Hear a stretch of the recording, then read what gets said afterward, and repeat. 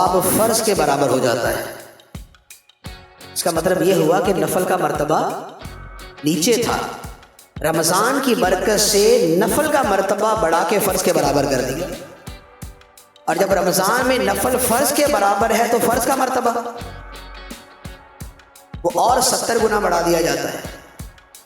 تو اللہ تعالیٰ کی بارگاہ میں فرائض سب سے زیادہ محبوب ہے، سب سے زیادہ پسندیدہ ہے۔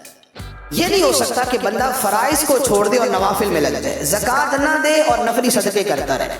فرض نماز نہ پڑھے نفلی نمازیں پڑھتا رہے، فرض روزے نہ رکھے نفلی روزے شروع کر دے، حج اس پہ فرض ہے حج نہ کرے عمرے کرتا رہے، نہیں، یہ نہیں۔ اس پر علماء کرام نے، اولیاء کرام نے، بلکہ بطور خاص سرکار غوث پاک رضی اللہ تعالیٰ نے بڑا سخت کلام فرمایا ہے کہ جو بندہ فرائض چھوڑ کر نفل پڑھتا ہے اللہ تعالیٰ اس کے نوافل بھی اس کے منہ پہ مار دیتا ہے کہ جو میں نے چیزیں فرض کی ہیں پہلے وہ تو ادا کرو۔ اور اس حدیث مبارک میں، حدیث قدسی میں بھی فرما دیا گیا کہ بندہ جس شے کے ذریعے میرا سب سے زیادہ قرب حاصل کرتا ہے اور جو اللہ کی بارگاہ میں سب سے محبوب ہے وہ فرائض ہے۔ نماز فرض، 5 نمازیں فرض، رمضان کے روزے فرض ہیں، سال میں زکوٰۃ فرض ہے، صاحب استطاعت ہو تو حج فرض ہے۔ تو لہذا سب سے پہلے یہ چیزیں، اور اولیاء کرام کی زندگی میں کہ انہیں قرب خداوندی مطلوب ہوتا ہے، انہیں اللہ کا قرب، اللہ کی نزدیکی مطلوب ہوتی ہے، تو وہ فرائض کو کس طرح ادا کرتے ہیں کہ جو فرض ادا کرتے ہیں اسے بھی اس کے ساتھ سب سے اعلیٰ مرتبے میں جا کے ادا کرتے ہیں۔ نماز ہم بھی پڑھتے ہیں اور پڑھنی ہی چاہیے، خشوع و خضوع ہونا چاہیے، نہ بھی ہو تو بھی پڑھنی چاہیے، لیکن اولیاء کرام کی نماز وہ ہوتی ہے کہ الصلاۃ معراج المومن، نماز مومن کی معراج ہے۔ ان کی نماز وہ ہوتی ہے جو فرمایا کہ ان تعبد اللہ کأنک تراہ فإن لم تکن تراہ فإنہ یراک، تو اللہ کی عبادت ایسے کر کے جیسے تو خدا کو دیکھ رہا ہے، اور اگر یہ نہ ہو سکے تو یہ یقین رکھ کے خدا تجھے دیکھ رہا ہے۔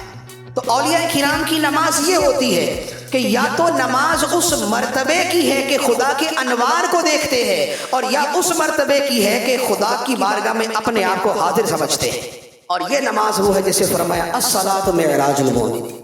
نماز مومن کی معراج ہے۔ یہ وہ نماز ہے جس کے بارے میں فرمایا کہ بندہ جب نماز میں کھڑا ہوتا ہے تو وہ اپنے رب سے مناجات کر رہا ہوتا ہے، وہ چپکے چپکے اپنے رب سے باتیں کر رہا ہوتا ہے۔ تو اولیاء کرام نماز پڑھتے ہیں تو ایسی نماز پڑھتے ہیں۔ تو یہ جو اولیاء کرام کی نمازوں کے بارے میں آتا ہے نا کہ بھئی 2 رکعت کے اندر پورا قرآن پڑھ دیا، اتنی دیر کھڑے کیسے رہے؟ اتنی دیر کھڑے ایسے رہے کہ دیکھتے رہے، اتنی دیر کھڑے ایسے رہے کہ پوری نماز میں ان تعبد اللہ کأنک تراہ، دیکھتے رہے، ورنہ کم از کم اس یقین کے ساتھ رہے کہ اس کی بارگاہ میں کھڑے، اسے دیکھنا بھی شرف، اس کی بارگاہ میں کھڑا ہونا بھی شرف، اور اسی کے اندر 2 رکعت کے اندر پوری نماز نکل جاتی تھی، پوری رات گزر جاتی تھی۔ تو وہ نماز پڑھتے تھے، فرض ادا کرتے تھے تو فرض کے اعلیٰ مرتبے پہ جا کے ادا کرتے تھے جسے مرتبہ احسان کہا جاتا ہے۔ روزہ رکھتے تھے، روزہ ایک تو یہ ہے کہ صبح سے شام تک جو ڈیوریشن ہے اس کے اندر کھانے پینے سے اپنے آپ کو روک کے رکھنا، جو 3 چیزیں ان سے رکنا، لیکن وہ روزہ ایسا رکھتے تھے کہ صرف کھانے پینے سے ہی نہیں رکتے تھے بلکہ نفس کی جملہ خواہشات سے خود کو روک لیتے تھے، غیر اللہ کی طرف التفات اور توجہ سے خود کو روک لیتے تھے۔ ان کا روزہ لعلکم تتقون کی تعبیر ہوا کرتا تھا۔ وہ روزہ رکھتے تھے تو نفس کشی اور نفس ضبط نفس کا اعلیٰ مقام ہوا کرتا تھا۔ زکوٰۃ فرض ہے، زکوٰۃ دینے کا معاملہ یہ تھا کہ اولیاء کرام کی بڑی تعداد وہ ملتی ہے، اولیاء کرام کی بڑی تعداد وہ ہے جنہوں نے زندگی بھر